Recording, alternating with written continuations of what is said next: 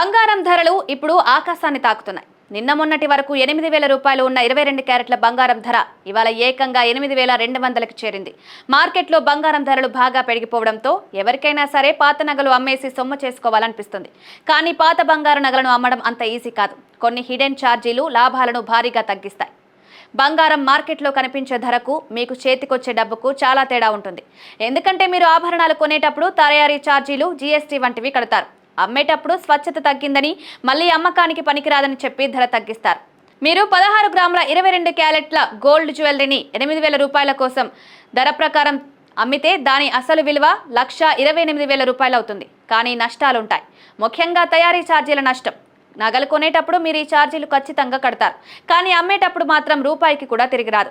సగటున 15% అనుకుంటే 19,200 రూపాయలు నష్టపోతారు. మార్కెట్ ధర తగ్గింపు 4 నుండి 5% మధ్యలో ఉంటుంది. గోల్డ్ కొనే వాళ్ళు మీ దగ్గర కొనేది మళ్ళీ అమ్మడానికే. వాళ్ళు కూడా కాస్త లాభం చూసుకోవాలి. అందుకే కొనేటప్పుడు మార్కెట్ ధర కంటే కొంచెం తక్కువ రేటుకు కొంటారు. ఇంకో 6,400 రూపాయల వరకు కోత విధిస్తారు. జీఎస్టీ నష్టం 3% ఉంటుంది. నగలు కొనేటప్పుడు మీరు 3,840 రూపాయలు జీఎస్టీ కట్టారు. కానీ ఇది కూడా తిరిగి రాదు. ఇవన్నీ లెక్కేస్తే చివరకు మీకు చేతికి వచ్చేది 98,560 రూపాయలు మాత్రమే. అంటే మార్కెట్ ధరలో దాదాపు 23% వరకు మీరు నష్టపోతారు. అమ్మిన డబ్బుతో మళ్ళీ నగలు కొనాలంటే అప్పుడు ఇంకో షాక్ తగులుతుంది. 98,560 రూపాయలతో ఇటీవల ధరల ప్రకారం కేవలం 12.32 గ్రాముల 22 క్యారెట్ల బంగారం లేదా 15.16 గ్రాముల 18 క్యారెట్ల బంగారమే కొనగలరు. మళ్ళీ నగలు కొంటే తయారీ ఛార్జీలు, జీఎస్టీ అదనం. అంటే మీ డబ్బుకొచ్చే బంగారం పరిమాణం మరింత తగ్గిపోతుంది. నగలకు బదులు 99.99% స్వచ్ఛమైన బంగారు కడ్డీలు, నాణేలు కొనడం తెలివైన పని అంటున్నారు నిపుణులు. వాటికి రీసేల్ వాల్యూ బాగా ఉంటుంది. ఎంఎంటీఎస్, ప్యాంప్ లాంటి బ్యాండ్లు 100% బైబ్యాక్ ఆఫర్ కూడా ఇస్తున్నాయి. కానీ నగల విషయంలో అలా కాదు.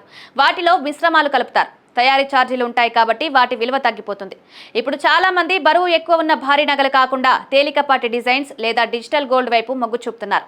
నివేదికల ప్రకారం భారతీయ ఆభరణాల మార్కెట్ 2028 నాటికి $67 బిలియన్ నుంచి $115 నుండి $125 బిలియన్ పెరుగుతోంది. బంగారం పెట్టుబడి సాధనంగా చూస్తున్నా చాలా మంది ఇప్పుడు కేవలం నగలు కొనడం కోసం అమ్మడం లేదు. పిల్లల చదువుల కోసం, పెట్టుబడులు పెట్టడానికి లేదా ఇతర అవసరాల కోసం బంగారం అమ్ముకుంటున్నారు.